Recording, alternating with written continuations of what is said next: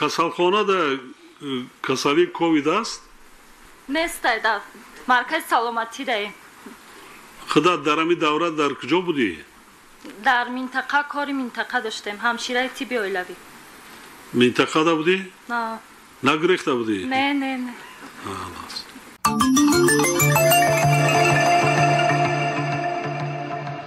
ватанони азиз, ҳозирини гиромӣ, мо дар давоми чанд рӯзи охир бо мақсади шиносоӣ бо шароити зиндагии мардум, вазъи корҳои саҳроӣ ва ободкориву созандагӣ, аз он ҷумла баҳри назорат доир ба рафти иҷроиши амру фармонҳо ва сипоришҳое ки аз тарафи роҳбари давлат дар соли ҷорӣ дода шуданд, ба шаҳри ноҳияҳои кишвар сафари корӣ анҷом дода истодаем. имрӯз бо ҷараёни корҳо дар хоҷагиҳои кишоварзӣ, намоишгоҳи маҳсулоти истеҳсолкардаи кишоварзон ва фаъолияти корхонаву коргоҳҳои шаҳри ҳисор аз наздик шинос шудем. бори дигар эътимод ҳосил намудем ки мардуми заҳматпешаву созандаи мо барои таҳкими пояҳои иқтисодии давлатамон содиқона заҳмат мекашад. бо вуҷуди таъсири манфии омилҳои мухталифи ҷаҳони имрӯза ки вазъи иҷтимоиву иқтисодии кишварҳои дунёро мураккаб гардониданд, ҳукумати Тоҷикистон барои ноил шудан ба ҳадафи олии худ, яъне баландбардоштани сатҳу сифати зиндагии мардуми кишвар, аз тамоми имкониятҳо истифода карда тадбирҳои барномаивии худро пайгирона амалӣ намуда истодааст. дар ин раванд хуб ба назар мерасад ки дар даврони истиқлоли давлатӣ шаҳри ҳисор хеле рушд карда, дар ҳудуди он даҳҳо корхонаву коргоҳҳои истеҳсолӣ, иншооти иҷтимоиву хизматрасонӣ, аз ҷумла муассисаҳои таълимиву тандурустӣ ва марказҳои савдо бунёд гардида, соҳаҳои дигари он аз ҷумла саноат ва кишоварзӣ рӯ ба пешрафт ниҳодаанд. имрӯзҳо бунёди иншооти гуногуни истеҳсоливу иҷтимоӣ ва ободкориҳо дар шаҳр барои истиқболи арзандаи ҷашни сисолагии истиқлоли давлатӣ вусъати тоза пайдо намуданд. дар 7 моҳи соли 2020 маблағгузорӣ ба сармояи асосӣ 38 миллион сомонӣ, ёе ки 145% ҳамин давраи соли гузаштаро ташкил намудааст ки 37 миллион сомонии он ё нисбат ба ҳамин давраи соли гузашта 3 баробар зиёд ба корҳои сохтмону васлгарӣ рост меояд. тибқи нақшаи тасдиқшуда ба муносибати ин ҷашни бузурги миллӣ, бунёда аз навсозии 767 иншооти гуногун пешбинӣ гардида то имрӯз 361 иншооту биноҳо ба истифода супорида шуданд. шубҳае нест ки иншооту биноҳои боқимонда тибқи нақша мавриди баҳрабардорӣ қарор гирифта то ҷашни бузурги миллиамон симои шаҳр ва деҳоти он хеле ободу зебо ва шароити зиндагии мардум боз ҳам беҳтар мегардад.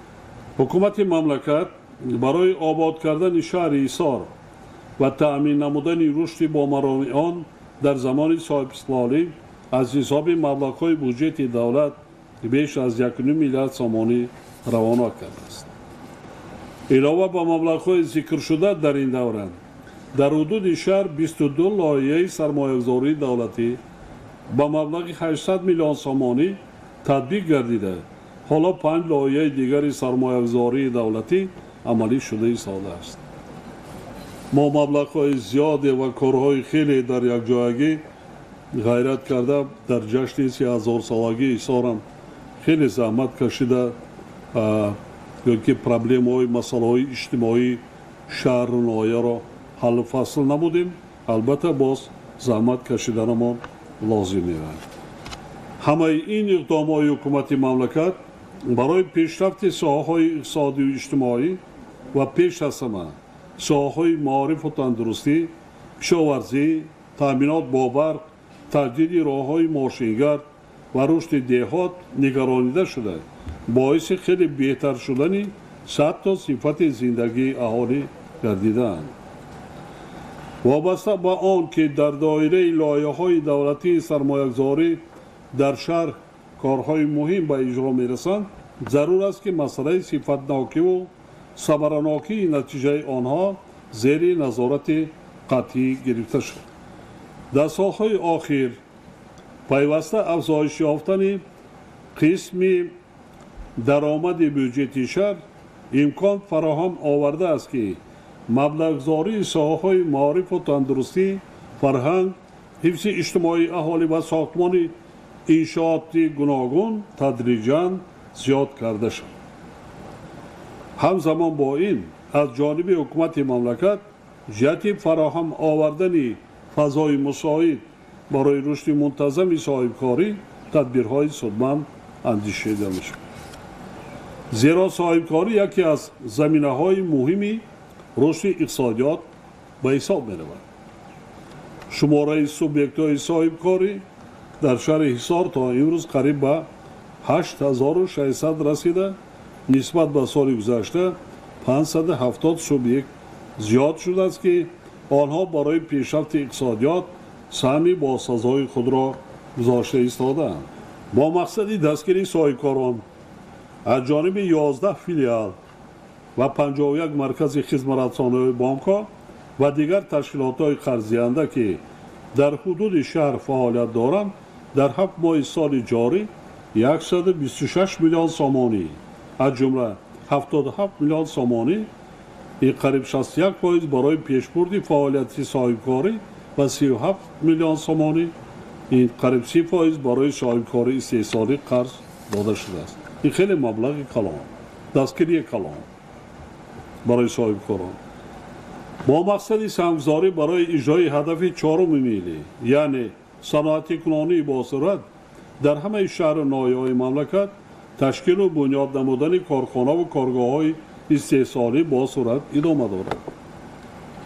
иқдоми мазкур аз ҷониби соҳибкорони шаҳри ҳисор низ дастгирӣ ёфта танҳо дар 7 моҳи соли ҷорӣ аз ҷониби онҳо 3 корхонаи нави саноатӣ ташкил ва фаъолияти истеҳсолӣ шурӯъ кардааст.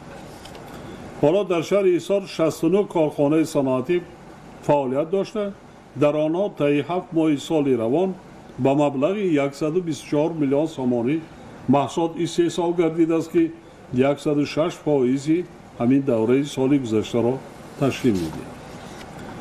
ман дар мулоқоту суҳбатҳо ба роҳбарону масъулон доимо таъкид менамоям ки бо истифода аз мавҷудияти захираҳои фаровони ашёи хоми маҳаллӣ ва афзоиши рӯзафзуни талабот ба маводи ғизоӣ дар шаҳру ноҳияҳо, бо ворид намудани технологияҳои муосир корхонаҳои нав бунёд карда истеҳсоли ҳарчи бештари маҳсулоти саноатӣ аз ҷумла коркарду бандубасти маҳсулоти кишоварзӣ вусъат дода шуд.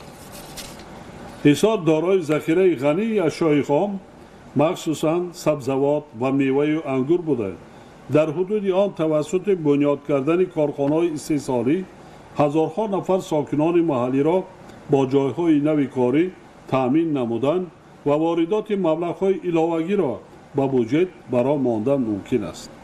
яъне содиротро низ афзоиш додан мумкин аст.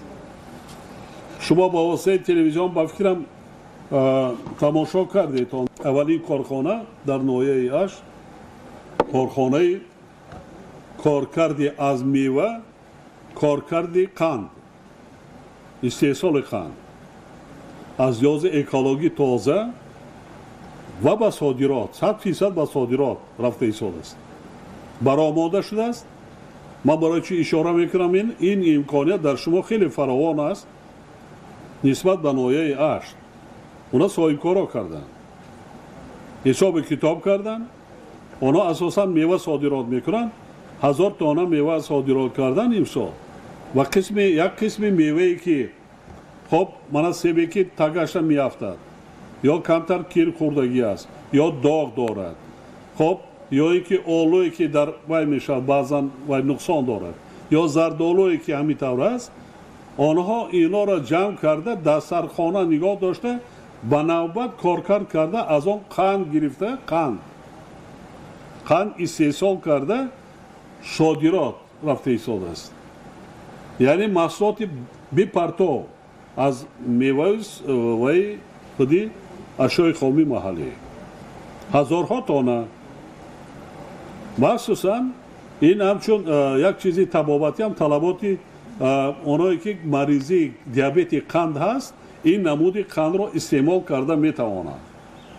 با تمام استانداردهای جهانی با جاگو است و از لحاظ اکولوژی تازه یعنی شیرینی بنابراین رهبران شهر در همکاری با وزارت‌های صنعت و تکنولوژی نو کشاورزی کمیته دولتی سرمایه‌گذاری و اداره اموال دولتی اینچنین رهبران کارخانه‌های استحصالی و صاحبکاران باید برای استفاده پوره از ذخیره‌های فراوان اشیاء خام محلی مخصوصاً محصولات کشاورزی برای ماندن فعالیت منتظم کارخانه‌های عمل کننده استفاده ثمرناک اقتدارهای استحصالی تشکیل کارخانه کارگاه‌های نو و به این وسیله زیاد نمودن استحصال محصولات صنعتی تدبیرهای الهی است.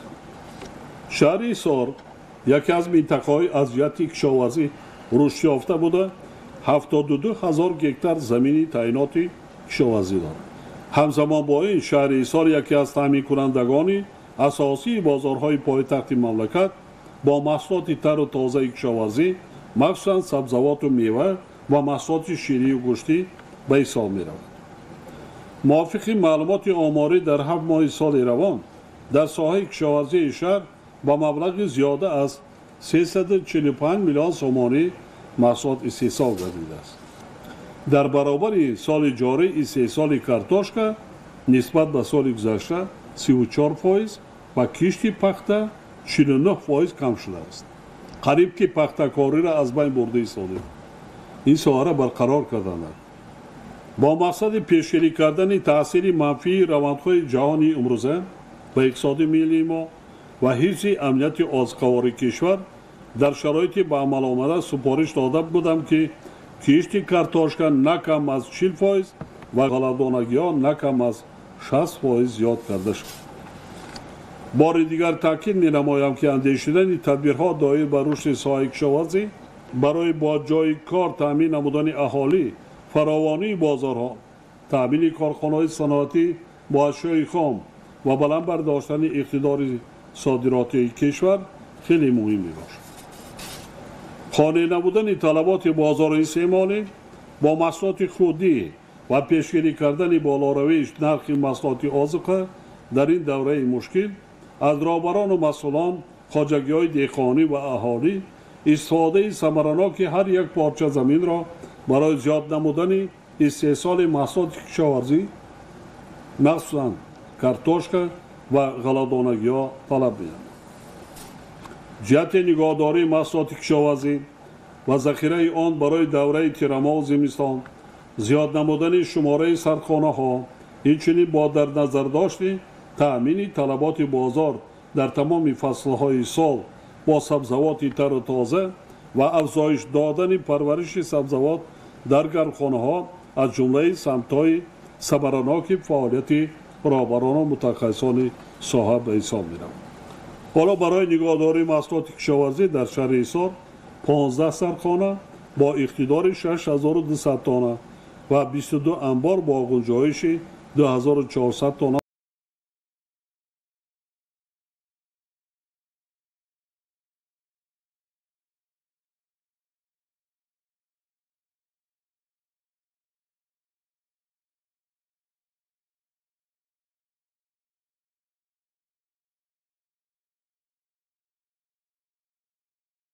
نرخ بالا می رود. اگر در یاد داشته باشید در ماه‌های مارت و اپریل بعضا دولت ها خود را پوره یکی در ایزولیاسیون گذاشتند و نماندند که حتی دارواری صادرات شود و مواد غذایی غله برآوردن از کشورهاشون منع داشت. اگر سوال می شود اگر خدای ناخواسته این مریضی این ویروس این گونه دوام دهد کشورها خود را در карантин вай мегзоранд ва баровардани маводи ғизоии доруворӣ аз кишварҳо манъ мекунанд. баъдан дар ин ҳолат мои шумо чӣ кор мекунем? ҳоло ки замин дорем, об дорем, хоб ақл дорем, рӯи рост роҳбари давлат чандин бор таъкид карда истодаманд. бе ягон ва таъкид ин тарсондан нест ки авзои ҷомеаи ҷаҳонӣ имрӯз ба замони давраи ҷанги дуюми ҷаҳон баробар аст. аз ин ҷо намефаҳмем? ҳар як оила бояд тайёрӣ бинад, ҳар як оила, ҳар як шаҳру ноҳия. шӯхӣ нафаҳметон, ҳазл накунедон. доир ба истеҳсол ва захира кардан дар давраи тирамоҳу зимистон маводи ғизоӣ ҳар як оила бояд омодаи ҷиддӣ бинад, омодагӣ бинад. ҳоло имконат ҳаст, мавод ҳаст, сабзавоту меваи арзон фаровон, хоб харид карда захира кардан мумкин. роҳбарон, фаъолон, мардумро фаҳмонедон, ҳар як оилада фаҳмонед. барои ҳаминам аввалан ки мана имом хатибоам дар ин ҷо ҳастанд ва фаъолои ноҳия шаҳру ноҳияҳо ҳастанд, фаҳмондадии дар байни мардум ба исрефкорӣ қатъиян хотима гузоштан дар кор. ҳоле ҳам исрефкорӣ мекунем, пинҳонӣ бо ҳар роҳ мекунем. пеши роҳаша гирифтан дар кор аст. мо як маротиба ношукр кардем солҳои 90. ман шуморо намедонам, ман шоҳид будам.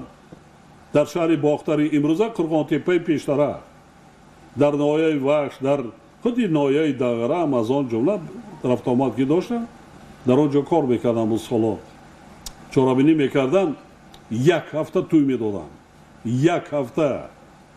баъзан мансабдорҳо савдогарое буданд ки қариб 40-50 буқа мекуштанд, як ҳафта нон медоданд. аз тамоми районҳо мошинҳо хати одам мекашонданд. домлаҳоро биёр, фалонча ҳатиешона биёр, ина даъват кун, иқа буқа куштанд. болои дастархон қобча қатӣ қанда мерехтанд. мошинаам зиро пури қанд, нон додану хӯрдану тақсим кардан. ва оқубаташ ба чӣ оварда расонд? аксарияти ҷои вай нест. баъзан категория одамое буданд ки аз ҳисоби пасмондаи маводи ғизоӣ дар дастархон, махсусан нон, чорво фарбе карда мефурӯштанд, зиндагишонро медиданд. дар охири чорво буданд, дар охири гов буданд дастархон, бештар 50%. ҳоло ҳам вақт аст ҷиддӣ тайёрира бинед давраи тирамоҳу зимистон. сӯзишворӣ аст, хонаву дари худамонро омода кунем ба зимистон. муассисаҳои иҷтимоӣ, мактаб аст, хоб системаи маориф аст, тандурустӣ аст, хоб соҳаи энергетика аст, таъминоти барқ аст. ҳама бояд ки соҳаи хоҷаи халқ аз ҳар як оила сар карда бояд тайёрии ҳаматарафа диданмон лозим аст. махсусан таъкид мекунам захираи маводи ғизоӣ.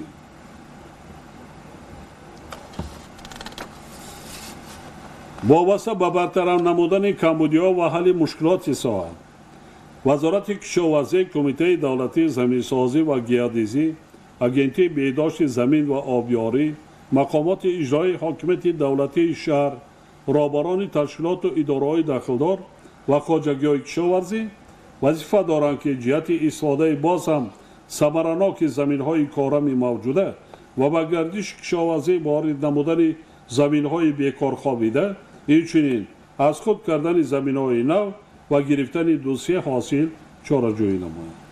ҳоле дар ду ҳосил мегӯям, камтар аввало як 10 сол пеш камтар хубтар беҳтар буд. ҳоло ба фикрам замин бисёр, ин тараф қисми мардум дар шаҳр кор мекунад, қувваи қобили меҳнат на он қадар вай аст. дар аминам аст. мо аз ҳоло бояд дар бораи кишти сеюв фикр кунем. тухмӣ ва зироатҳои вай ҷустуҷӯ карда монда кор ки муҳлати кишт ва ҷамъоварӣ кӯтоҳ бошад ва дар бораи кишти сеюм мо аз ҳоло олимон ва деҳқонон, мутақассисон чораҷӯӣ кардани мо лозим аст. дар ин раванд зарур аст ки ба масъалаи кишти такрорӣ ва истифодаи самараноки заминҳои президентӣ ва заминҳои назди ҳавлигӣ диққати махсус дода шавад. ман ҳисоб карда баромадам, дар ҷумҳурӣ 220 000 гектар замини назди ҳавлигӣ аст. ба ҳамон қадаре ки мо замини кишти пахта дар ҷумҳурӣ дорем. ин захираи бинояд калон. 50% ҳамин иншоат хонаи истиқоматӣ дигар ва сохта 50% аз замин 110 000 гектар замин. қариб 70% аз замини обӣ. мо аз заминҳои назди ҳавлигӣ ва заминҳои президентӣ вақтҳои охир кам истифода мебарем ва аҳамият намедиҳем.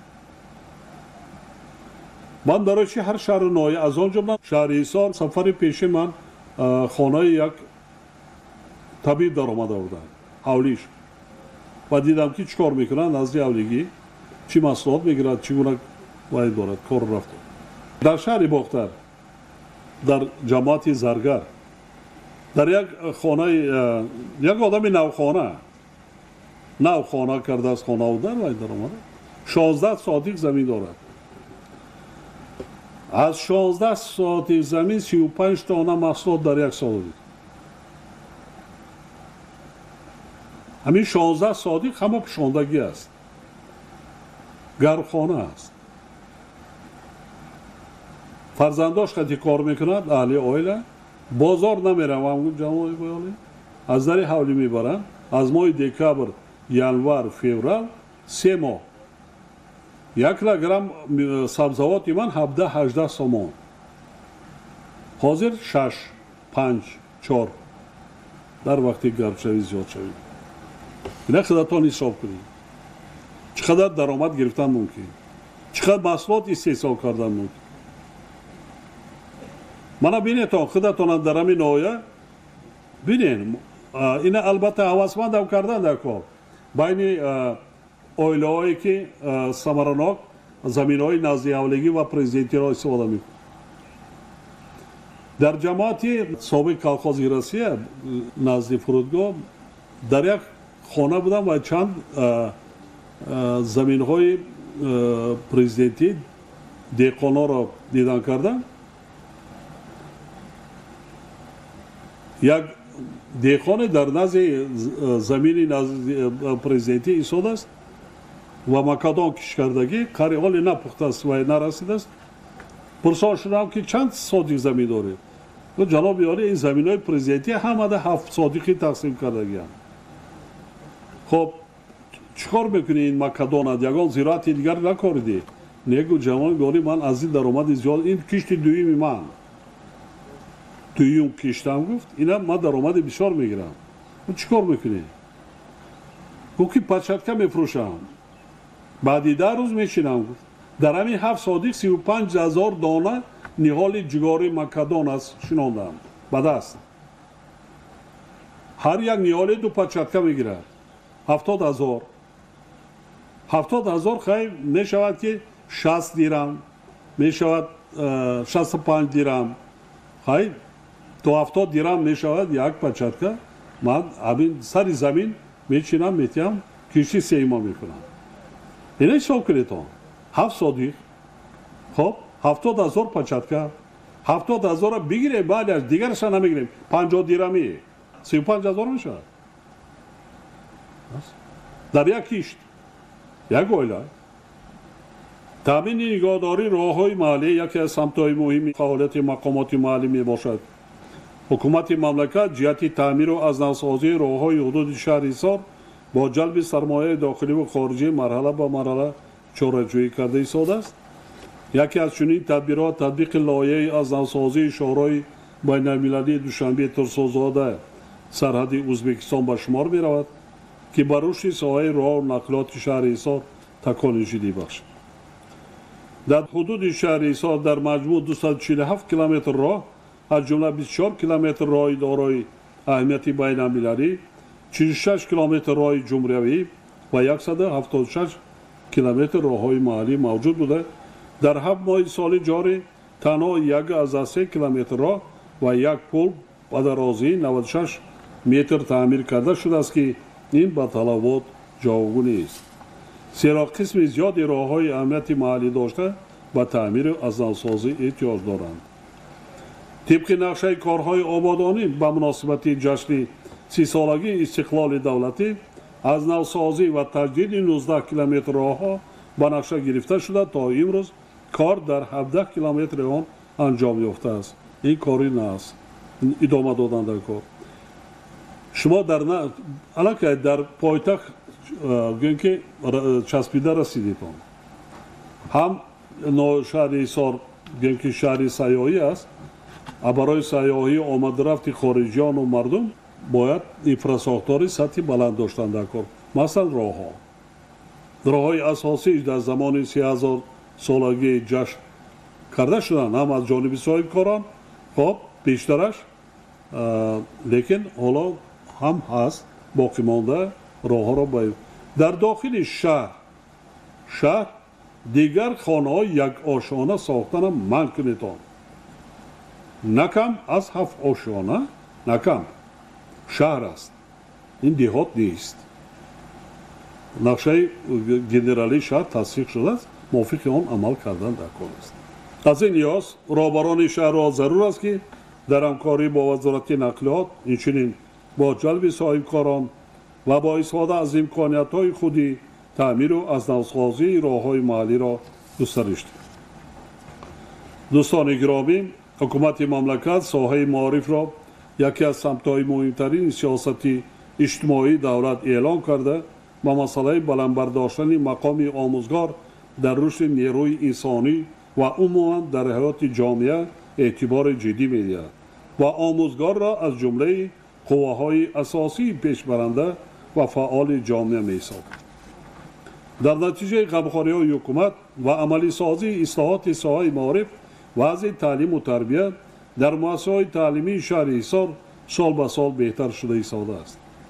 در سالهای صاحب استقلالی در شهر ایسار از حساب همه سرچشمه‌های مبلغ‌زاری 41 بنای مؤسسه تعلیمی و بناهای علاوگی در نزد مؤسسه‌های تعلیمی برای 13800 جای نشست ساخته به استفاده داده شد. در این دوره 4 تالار ورزش، 43 بنای یاریرسان ساخته به استفاده داده شده، 17 مؤسسه تعلیمی از تعمیر اساسی برآورده شده است.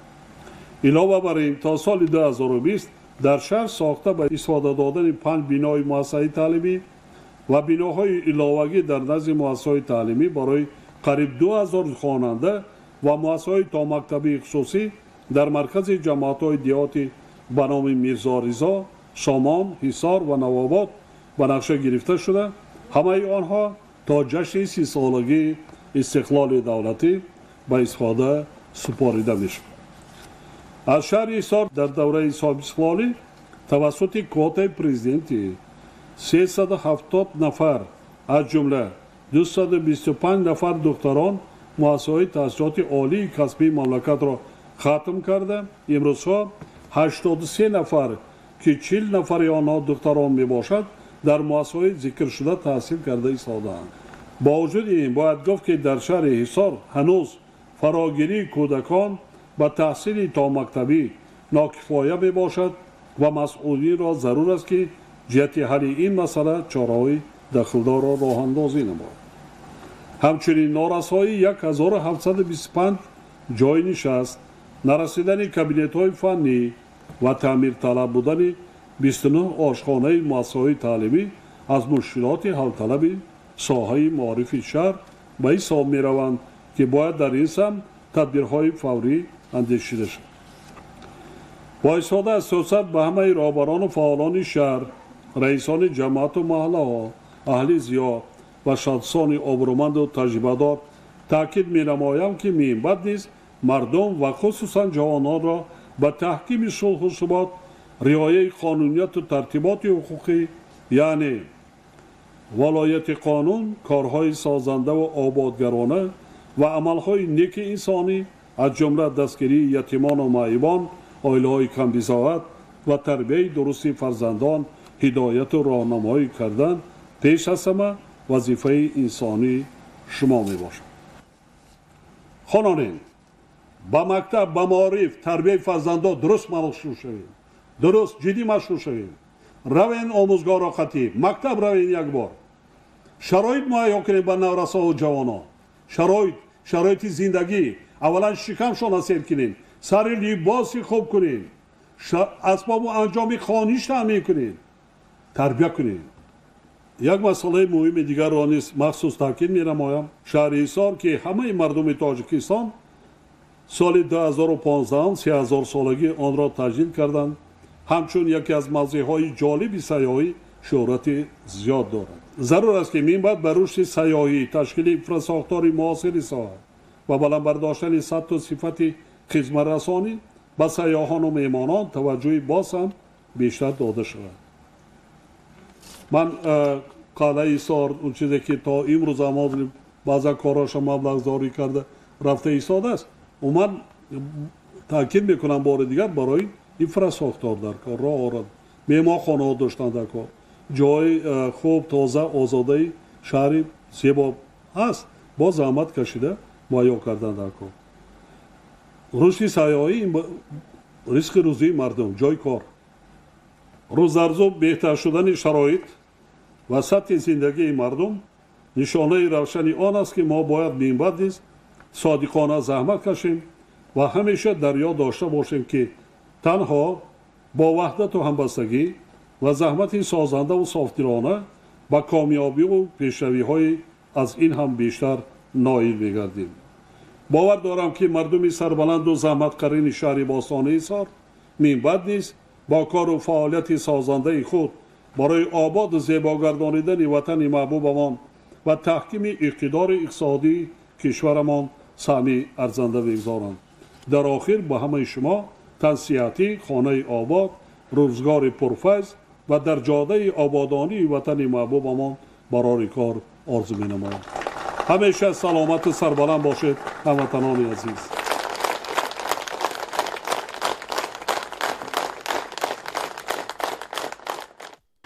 با عرض سلام حضور شما پیشوای معظم ملت اساسگذار صلح و وحدت ملی محترم جناب عالی پرزیدنت کشور من اسمت و مونیسه ورزشگر دختر از نمود تایکواندو وطف مؤسسه دولتی مکتب ورزشی به نام عبدالمنان زاکیرف شهر حصار چمپیونکای هفت کاراته جمهوری تاجیکستان غالب اونیورسیاده عمومی جهانی دانشجویان در شهر سئول جمهوری کره غالب 11 کاراته مسابقه های بین المللی و دارنده نام استادی ورزش جمهوری تاجیکستان می باشم پیش از همه قید کردن آسان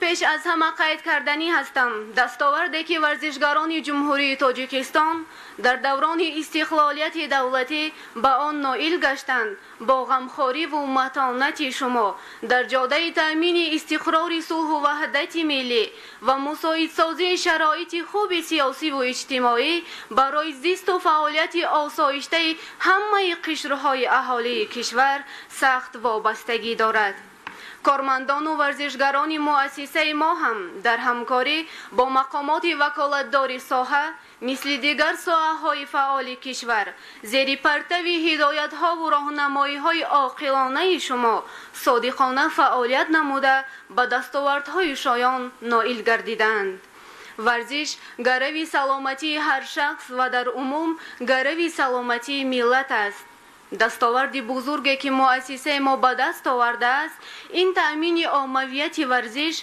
میان اهالی شهر و مساعدت نمودن در دریافت چهره‌های ورزش نمایان در سطح کشور و خارج از آن برای معرفی ملت در سطح جهان می باشد ورزشگران شهر حصار در بسیار مسابقه های با نفوذ بین المللی از جمله چمپیونات جهان اشتراک نموده جایزه‌دار نیز گردیدند تکانی بزرگ برای به دست‌آوری کامیابی ها برای ورزشگران شهر ما و ورزشگران کشورمان در عموم این توجه خاص شما محترم جناب عالی به ساحه ورزش و این چنین تأسیس دادن جایزه پرزیدنتی برای ورزشگران و کارمندان ساحه ورزش در کشور بود که در تاریخ کشور بی‌نظیر می باشد.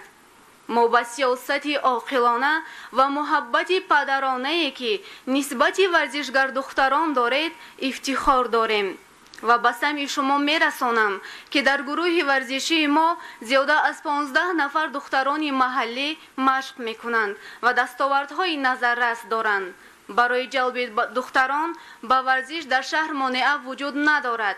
شرایط مساعد فراهم است و ما همیشه از میان داریم که پرچمبردار وطن باشیم.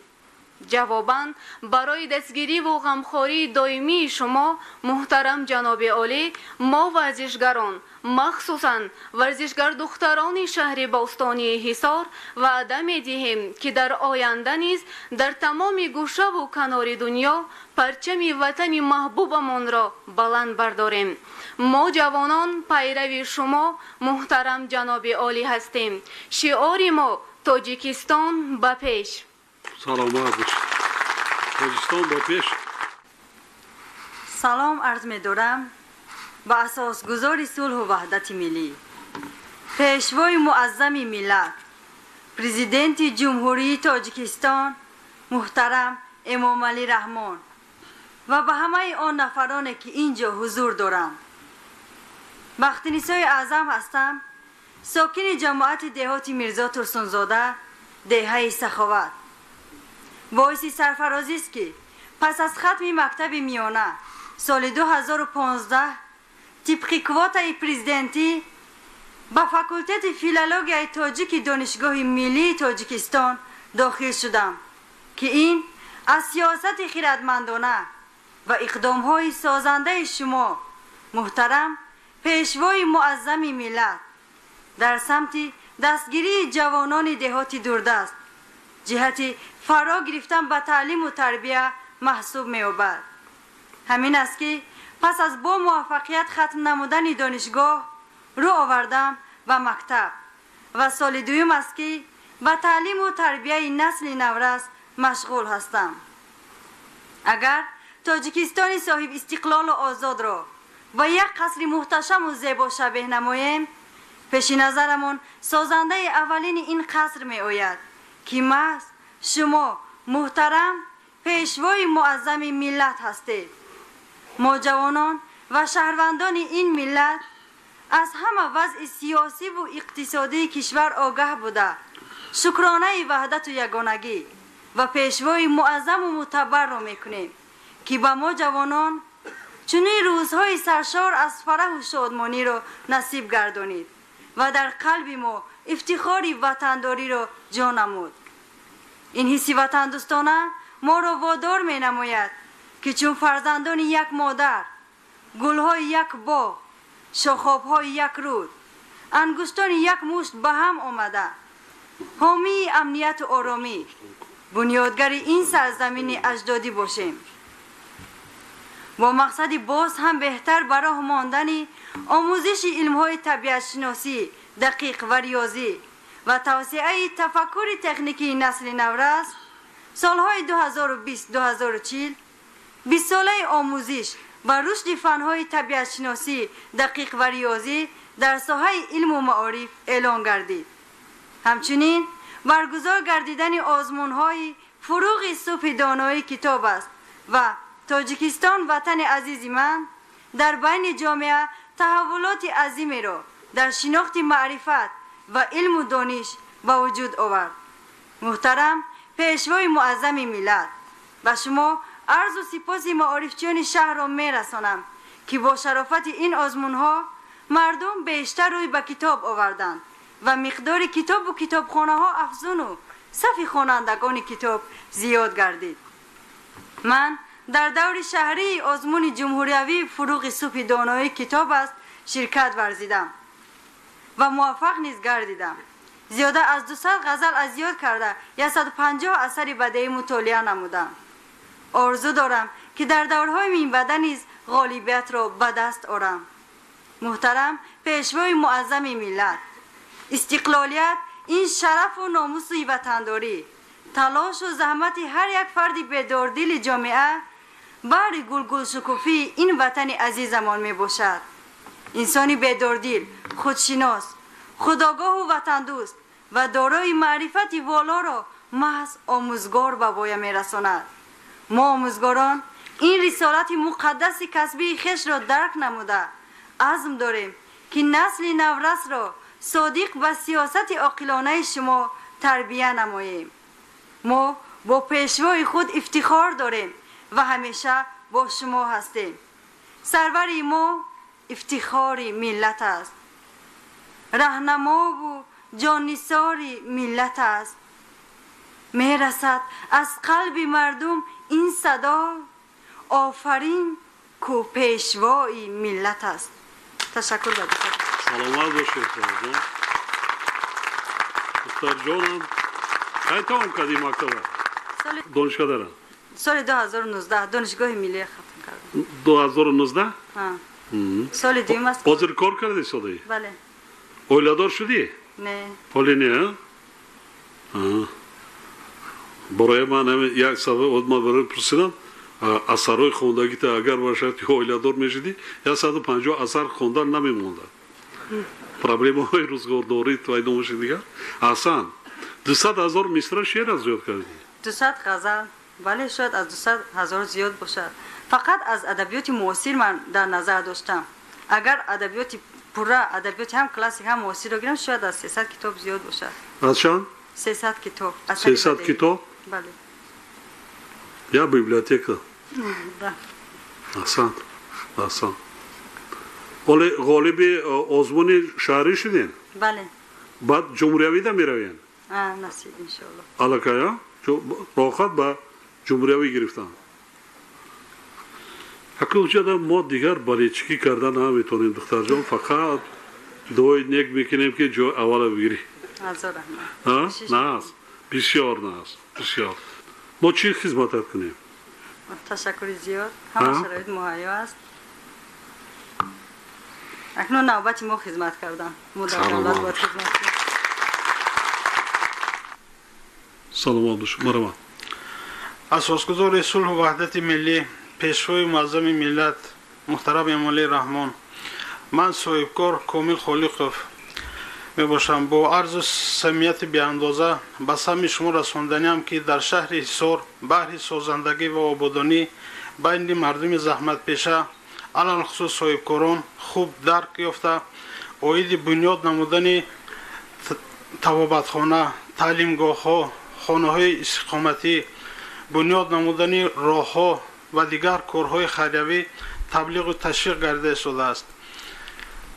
بعد از دستور سپارش های دوراندیشانه شما محترم پیشوای ملت ما نیز اقدام گرفتیم و امروز حضور شما عاید بنیاد کردن کودکستان برای 250 نفر، مرکز بین المللی سودا و خدمت رسانی، کارخانه کارکرد محصولات شیری تا 30 تن در یک شبانه روز و بهره بلند برداشتن رشد سیاحی یک مرکز خدمت رسانی باغ زمستانه رو بنیاد کردیم که این هم برای باز هم بلند برداشتن سطح تعلیم و تربیه با جای کار تامین نمودن اهالی. چند تا جای کاری شده هم کارخانه‌ای که امیر روز به استفاده دادی؟ عموما گیریم اگر علاقه به کار در آمدگیش 140 نفر وقتی که مرکز بین المللی سودا به کار می‌دارد تا 800 نفر جای کاری نو بنیاد می‌گردد. اما باغچه‌ای که ما دیدم باغچه را شما کرده باشین کمتر صنعت معماری شایتر جا 3 هکتار زمین 3 هکتار را شما کمش برای 1000 کودک وای کردن موجود کمپلکس کلان شهردا پرابلم اصلا اهالی هم زیاد شده ایستاد است طلبات هم زیاد باید قسمتی ماندگیش هم کمبودی اصلاح کنید در نقشه است که در آینده باز صنعت معماری بلندقطی 3 آشنا کنید. بله اینفراستراکتور برای کودکان را همه شرایط مهیا کردن در کار است هم آشخانه هم جای خواب هم جای مثلا حوزه چی میگن خوردی شناوری این چیزا را وای کرده با این نوبت گیری. جاش 3 گیتار خیلی زمینی کلان است وای می شود های رحمتی کلان شیر ایروز از شهر ایسار افغانستان صادرات کرده است 25 تن در 2 روز هر 2 روز 25 تن این خیلی خیلی خیلی وای است ناس تشکر زیاد محترم پیشوای مازه ملت و من از همه همون صاحبکاران و صاحبکاران باننگ و ناموسی وطنمون خواهش میکردم که بهر سهم گذاشتن برای بنیاد نمودن آباد زیبا گرداندن دیه شهر خود سهمگذار باشند و از آن غمخوری هایی که شما برای تمام صاحبکاران وطنمون کرده استادید و از نام صاحبکاران شهر ایسار منتداری خود را به شما بیان می نمایم و وعده می دهیم که در آینده نیز برای باز هم سهم گذاشتن بهر بلند برداشتن سطح زندگی و اقتصادیات مملکت سهمگذار باشیم. خب یک سپارش دیگر میتونم یک کارخانه کارکرد میوه سبزیجات کنم قبول می او قدر قیمت نیست در شهر خرجان اگر تماشا کرده باشی گشتیش هم قاق میکند اوکراپ هم قاق میکند سبزی هم کدو هم تمامی همین سبزیجات های تر و تازه هم خوش همو خیلی عینت رنگش دیگر نمیشه تغییر نمییابد وای کرده صادرات کرد لیمون هم خوش میکند و صادرات همین برای ماده در کار در شهر بعد پالوشتم کار کردیم اگر کانسر و دیگر میکردگی باید چی باشد هم جای کاری میشود هم محصولات اسراف نمیشود بعد مردم استحصالاتش زیاد میشه وقتی خریدار پیدا میشه زمستان هم کار میکنن گرخان آدا میکنن نزد اولگی ده میکنن حاضر 2-3 تا علاقه ولایت سوخته شهر نویداد پیدا شده است میاد صادرات البته اجرا میکنیم محترم پیشوای مازه ملت بله سلامت باشین تشکر زیاد اساسگزاری صلح و وحدت ملی پیشوای ملت محترم امام علی رحمان من مردان وزرینه همشیره طبی اولیوی طولی 4 سال است که در مرکز سلامتی شهر کار و فعالیت دارم باعث افتخار آن است که توسط غمخواری های پیوسته شما محترم پیشوای ملت ساحه تندرستی شهر روی به رشد و پیشروی داشته در برابر بهتر گردیدن سطح خدمت رسانی تأمینات با تجهیزات زمانوی بنیاد بیمارخانه مرکزی با 240 کتی طبابتی ادامه داشته در دایره نقشه چاره‌بینی ها بخشیده به جشن 30 سالگی استقلالیت دولتی بنیاد 5 مرکز سلامتی 41 بومگاه طبی ادامه دارد و در آینده نزدیک برای حفظ سلامتی جامعه خدمت خواهد کرد. طبیبان شهر جواباً به غمخواری های شما رسالت کسبی خود را همیشه مخصوصاً در پیشگیری بیماری سرایتی کووید 19 سربلندانه اجرا می نمایند و اهل کارمندان ساحه با شما و سیاست عاقلانه حکومت مملکت صداقت بی‌نظیر دارند. همچون طبیب شما را باور میکنانم که صادق به قسم طبیبی و سزاوار به مکتب بزرگ پیر طبیبان عالم ابو علی ابن سینا در شفاکاری و شفابخشی فعالیت نموده باری دیگر از نام طبیبان شهر برایتان عافیت روزگار و سعادت زندگی را تمنا داریم. طبیبان شهر با شما پیشوای معظم ملت افتخار دارند و ما با شماییم. سلامت باشید. کسالخانه در کسالی کووید است؟ نیست در مرکز سلامتی داریم. خدا در امی دوره در کجا بودی؟ در منطقه کاری منطقه داشتیم همشیره طبی اولیوی. منطقه دا بودی؟ نه. نگرفته بودی؟ نه. شرایط خوب هستند؟ بله. خیلی کار کنید ما خیلی مبلغای کلان ولی هم دوام داره ساختمان کسالخانه نویوی از وای پیش 30,000 سالگی سر کرده بودیم حاضر هم دوام دارد با اتمام نرسیده است و رفته سال است با اتمام میرسه بخال صادقانه خدمت کنید صادقانه پاکیزانه خدمت کنید سلامت باشید